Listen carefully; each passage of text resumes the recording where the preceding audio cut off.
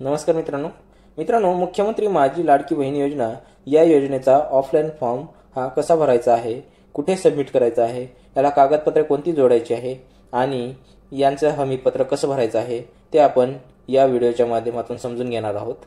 त्यापूर्वी चॅनलवर नवीन असाल तर चॅनलला सबस्क्राईब करून ठेवा, ज्याच्यामुळे तुम्हाला अशीच नवनवीन माहिती भेटत राहील। चला तर मग मित्रांनो, व्हिडिओला सुरुवात करूया।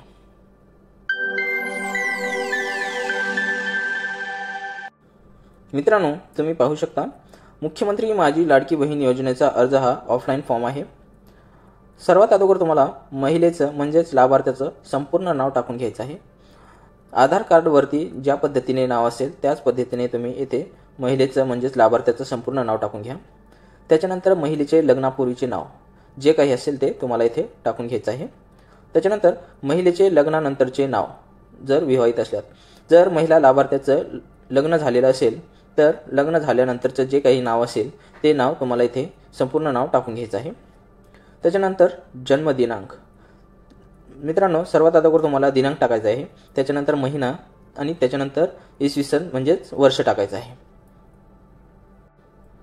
त्याच्यानंतर तुम्हाला अर्जदाराचा संपूर्ण पत्ता विचारलेला आहे। इथे मित्रांनो अर्जदाराचा संपूर्ण पत्ता हे तुम्ही ज्या ठिकाणी राहत असाल सध्याला त्या ठिकाणचा तुम्हाला इथे संपूर्ण पत्ता टाकायचा आहे।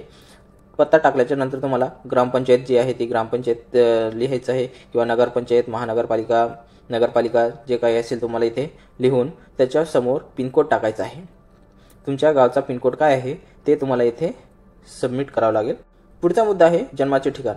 मित्रांनो, इथे भरपूर जणांच्या चुका होत आहेत। जन्माचे ठिकाण म्हणजे महिला लाभार्थ्याच्या जन्म कोठे झाला त्या गावाचं नाव लिहायचं आहे तुम्हाला इथे, किंवा शहराचे नाव लिहायचं आहे। त्याच्यानंतर त्या गावाचा तालुका कोणता आहे, जिल्हा कोणता आहे आणि राज्य कोणतं आहे ते पण तुम्हाला इथे लिहायचं आहे। त्याच्यानंतर तुम्हाला मोबाईल नंबर टाकायचा आहे, जो की आधार क्रमांकाला लिंक असेल असाच मोबाईल नंबर तुम्ही इथे टाका, ज्याच्यामुळे तुम्हाला तुमचा अर्ज सबमिट झाला आहे का नाही व्यवस्थित आणि तुम्ही या योजनेचे लाभार्थी झाला आहात का नाही हे तुम्हाला यावरून कळेल। पुढचा मुद्दा आहे आधार क्रमांक। आधार क्रमांक टाकतेवेळी तुम्ही महत्त्वाची काळजी घेतली पाहिजे, जेणेकरून तुमचा आधार क्रमांक हा चुकणार नाही। जर आधार क्रमांक चुकला तर तुम्हाला या योजनेचे पैसे तुमच्या अकाउंटमध्ये येणार नाहीत। तर आधार क्रमांकाद्वारेच तुम्हाला या योजनेचे पैसे हे मिळणार आहेत, त्याच्यामुळे आधार क्रमांक चुकू देऊ नका।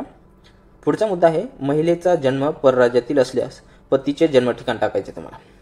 जर महिला कर्नाटक म्हणा, गोवा किंवा गुजरात अशा कोणत्याही दुसऱ्या राज्यातील महिलेचा जन्म झालेला असेल तर तिथे महाराष्ट्रातल्या पतीचे जन्म ठिकाण हे तुम्हाला टाकायचं आहे। मग त्या जन्म ठिकाणचं गाव टाकायचं आहे, शहर टाकायचं आहे, त्या गावाचा तालुका टाकायचा तुम्हाला, जिल्हा आणि राज्य टाकायचं आहे। त्याच्यानंतर 8वा मुद्दा आहे शासनाच्या इतर विभागामार्फत राबविण्यात येणाऱ्या आर्थिक योजनेचा लाभ घेत आहात का। तर तुम्ही या दुसऱ्या शासनाच्या योजनेचा लाभ जर घेत असाल तर इथे होय करा। होय केल्यास तुम्हाला इथे दर महिन्याला किती रुपये मानधन मिळते, अनुदान मिळते ते तुम्हाला इथे लिहायचं आहे। त्याच्यानंतर वैवाहिक स्थिती टाकायचं तुमचं। वैवाहिक स्थिती तुम्ही विवाहित असला तर विवाहित टाका, घटस्फोटित असला तर घटस्फोटित, विधवा, परित्यक्त्या, निराधार किंवा अविवाहित असेल तर अविवाहित तुम्ही इथे लिहू शकता। त्याच्यानंतर 10वा मुद्दा आहे अर्जदाराचे बँक खाते असलेल्या बँकेचा तपशील। लाभार्थी महिलेचे बँक खाते कोणत्या बँकेचं आहे ते तुम्हाला इथे लिहायचं आहे। बँकेचे पूर्ण नाव लिहायचे आहे जे काही असेल ते। त्याच्यानंतर बँक खातेदाराचे नाव म्हणजेच महिला लाभार्थ्याचे संपूर्ण नाव टाकायचे आहे। त्याच्यानंतर बँक खाते क्रमांक, तुमचा अकाउंट नंबर इथे लिहायचा आहे। आणि त्याच्यानंतर IFSC कोड, हा IFSC कोड तुम्हाला बँकेचे जे पासबुक असते त्या पासबुकवरती पहिल्या पेजवरती हा IFSC कोड मिळेल मित्रांनो, तुम्हाला इथे लिहायचा आहे। पुढचा मुद्दा आहे मित्रांनो आपला आधार क्रमांक बँक खात्याला जोडला आहे का। होय याला टिक करा, आणि जोडलेला नसेल तरीही तुम्ही फॉर्म भरल्याच्या नंतर जाऊन आपला आधार क्रमांक हा बँक खात्याला जोडून या, कारण KYC जर झालेली नसेल तर तुम्हाला या योजनेचा लाभ म्हणजेच या योजनेचे पैसे तुम्हाला मिळणार नाहीत। पुढचा मुद्दा आहे अर्ज भरून घेणारी प्राधिकृत व्यक्ती कोण आहे। जर तुम्ही स्वतः जर भरत असाल तर सामान्य महिला असेल याला टिक करा, आणि त्याच्यानंतर अंगणवाडी सेविका जर तुमचा हा अर्ज भरत असेल तर त्याला टिक करा। अंगणवाडी मदतनीस, पर्यवेक्षिका, ग्रामसेवक, वार्ड अधिकारी, सेतू सुविधा केंद्र जो कोणी हा अर्ज भरत असेल त्या ऑप्शनवर तुम्हाला टिक करायचं आहे. त्याच्यानंतरचा मुद्दा आहे सर्व कागदपत्राच्या प्रती अपलोड करायचे आहेत आपल्याला. पहिलं कागदपत्र आहे आधार कार्ड.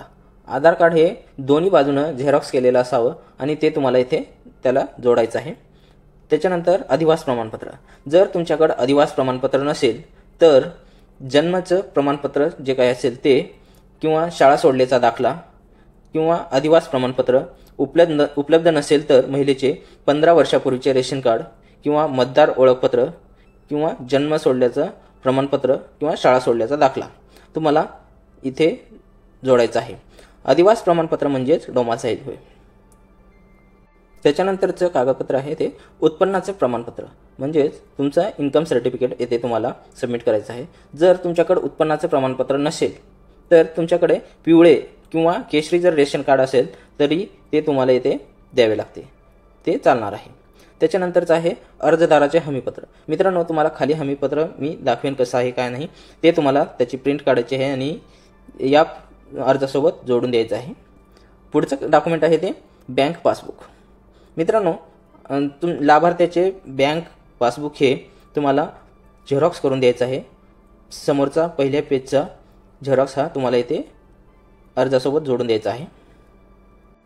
त्याच्यानंतर लाभार्थी महिलेचा किंवा अर्जदाराचा फोटो तुम्हाला द्यायचा आहे. पासपोर्ट आकाराचा साईजचा फोटो तुम्हाला इथे द्यायचा आहे. त्याच्यानंतर महिलेचा जन्म परराज्यातील असल्यास पतीचे अधिवास प्रमाणपत्र. जर महिला ही कर्नाटक राज्य, गोवा राज्य किंवा झारखंड राज्य या राज्यातील महिलेचा जर जन्म झालेला असेल तर पतीचे डोमासाईल प्रमाणपत्र हे द्यावे लागते, किंवा 15 वर्षापूर्वीचे रेशन कार्ड, मतदार ओळखपत्र, जन्म प्रमाणपत्र किंवा शाळा सोडल्याचा दाखला हा पतीचं तुम्हाला द्यावं लागणार आहे. खाली नोट दिलेली आहे मित्रांनो, पाहूया. अर्जदाराने सदरचा अर्ज परिपूर्ण भरण्यात आल्यानंतर संबंधित अंगणवाडी केंद्रामध्ये जमा करण्यात यावा अशी नोट दिलेली आहे. त्याच्यानंतर तुम्हाला अर्जाचे हमीपत्र कसे आहे ते इथे दाखवतो. तुम्हाला असे लिहायचे की मी घोषित करते की तुम्हाला या चौकटीमध्ये बरोबर अशी खूण करायची आहे. माझ्या कुटुंबाचे एकत्रित वार्षिक उत्पन्न 2.50 लाखापेक्षा अधिक नाही, म्हणून तुम्हाला येथे या चौकटीमध्ये बरोबर अशी खूण करायची आहे.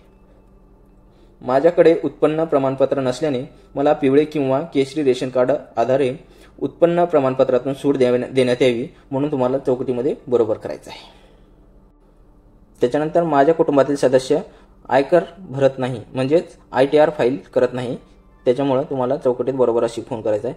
मी स्वतः किंवा माझ्या कुटुंबातील सदस्य नियमित कायम कर्मचारी म्हणून सरकारी विभाग, उपक्रम, मंडळ, भारत सरकार किंवा राज्य सरकारच्या स्थानिक संस्थेमध्ये कार्यरत नाही, किंवा सेवानिवृत्तीवर निवृत्तीवेतन घेत नाही, म्हणून तुम्हाला चौकटीमध्ये बरोबर अशी खूण करायची आहे.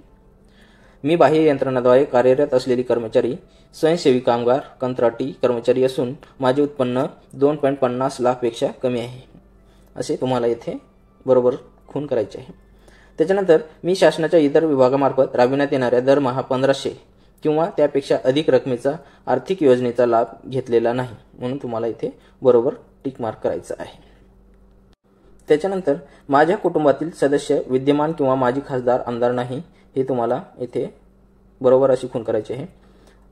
माझ्या कुटुंबातील सदस्य भारत सरकार किंवा राज्य सरकारच्या बोर्ड, कॉर्पोरेशन, बोर्ड उपक्रमाचे अध्यक्ष, उपाध्यक्ष, संचालक, सदस्य नाहीत, म्हणून तुम्हाला त्याच्या समोर दिलेली चौकटीमध्ये बरोबर अशी खूण करायची आहे. त्याच्यानंतर माझ्याकडे किंवा माझ्या कुटुंबातील सदस्यांच्या नावावर 4 चाकी वाहने नोंदणीकृत नाहीत, म्हणून तुम्हाला बरोबर अशी खूण करायची आहे.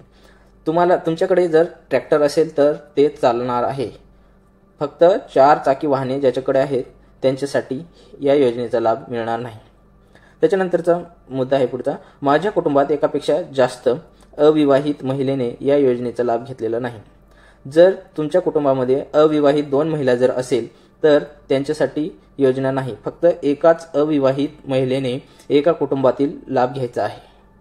त्याच्यामुळे तुम्हाला त्याच्यासमोर दिलेल्या चौकटीमध्ये बरोबर अशी खूण करायची आहे.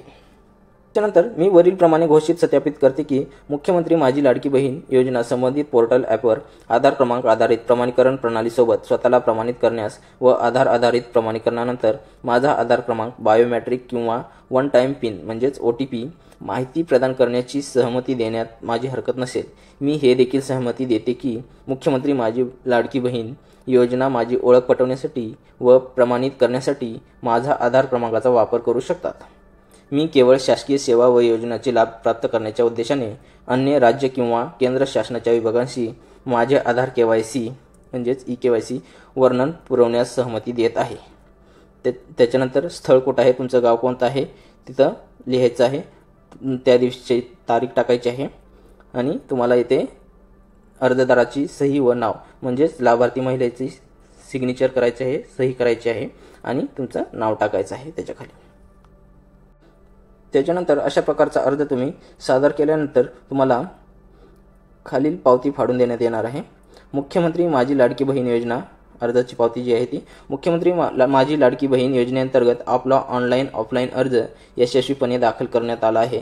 सदर अर्जाचा नोंदणी क्रमांक म्हणजे तुमच्या अर्जाचा नोंदणी क्रमांक जो काही असेल तो तुम्हाला इथे भरून ही पावती तुम्हाला फाडून देण्यात येईल. तर मित्रांनो, अशा आणि त्यांच्यावरती अंगणसेविका असेल किंवा जो कोणी तुमचा अर्ज स्वीकारणार आहे त्याची येथे स्वाक्षरी असेल, साईन असेल, सिग्नेचर असेल. तर मित्रांनो, ऑफलाईन अर्ज हा मुख्यमंत्री माझी लाडकी बहीण योजनेचा असा होता. धन्यवाद मित्रांनो. जय हिंद, जय महाराष्ट्र.